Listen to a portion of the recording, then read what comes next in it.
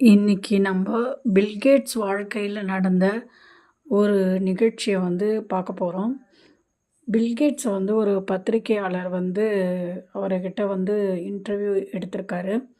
அது என்னென்னா, நீங்கள் எப்படி ஒரு மிக சிறந்த பணக்காரராக இருந்திருக்கீங்க அப்படின்னு சொல்லி கேட்டார் அந்த பத்திரிக்கையாளர்.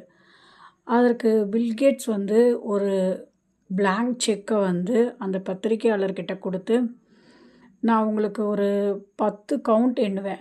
அதுக்குள்ளே உங்களுக்கு எவ்வளவு தொகை வேணுமோ, அந்த தொகை அமௌண்ட்டை நீங்கள் இந்த செக்கில் ஃபில் பண்ணுங்கன்னு சொன்னார். பத்திரிக்கையாளருக்கு அந்த விஷயம் ஒன்றுமே புரியல. நம்ம என்ன கொஸ்டின் கேட்டோம், இவர் ஏன் இந்த மாதிரியான ஒரு பதிலை தராருன்னு சொல்லிட்டு அவர் பத்திரிக்கையாளர் யோசிச்சுக்கிட்டே இருக்கும்போது பில்கேட்ஸ் கவுண்ட் பண்ண ஆரம்பிச்சிட்டாரு. உடனே அவருடைய அந்த கவுண்டிங் முடிகிற நேரத்துக்கு அந்த செக்கை பில்கேட்ஸ் வாங்கிட்டார். அப்போது பத்திரிக்கையாளருக்கு ஒன்றுமே புரியாமல் பில்கேட்ஸே பார்த்துட்ருக்கும்போது பில்கேட்ஸ் அவர்கிட்ட சொன்ன வார்த்தை, நான் என்னுடைய வாய்ப்புகளை நான் ரொம்ப மிக சிறந்த முறையில் பயன்படுத்திக்கிட்டேன். நீங்களும் உங்களுக்கு கிடைச்ச இந்த வாய்ப்பை பயன்படுத்தியிருந்தீங்கன்னா, இதில் என்ன தொகையை நீங்கள் ஃபில் பண்ணியிருந்தீங்களோ அது உங்களுக்கு கிடச்சிருந்துருக்கும். ஆனால் நான் கொடுத்த வாய்ப்பை பயன்படுத்திக்கல.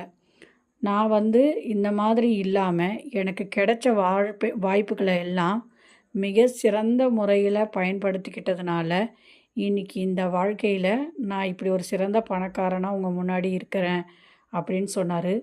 ஸோ இந்த கதையிலேருந்து நம்மளுக்கு என்ன தெரிஞ்சுக்கிறோன்னா, நம்மளும் நம்ம வாழ்க்கையில் கிடைக்கிற வாய்ப்புகளை நம்ம மிக சிறந்த முறையில் பயன்படுத்திக்கிட்டோன்னா, அது நமக்கு ஒரு பெரிய மாற்றத்தை நம்ம வாழ்க்கையில் தருன்றதை நம்ம இன்றைக்கி இந்த பில்கேட்ஸோடைய கதையிலேருந்து தெரிஞ்சுக்கிறோம்.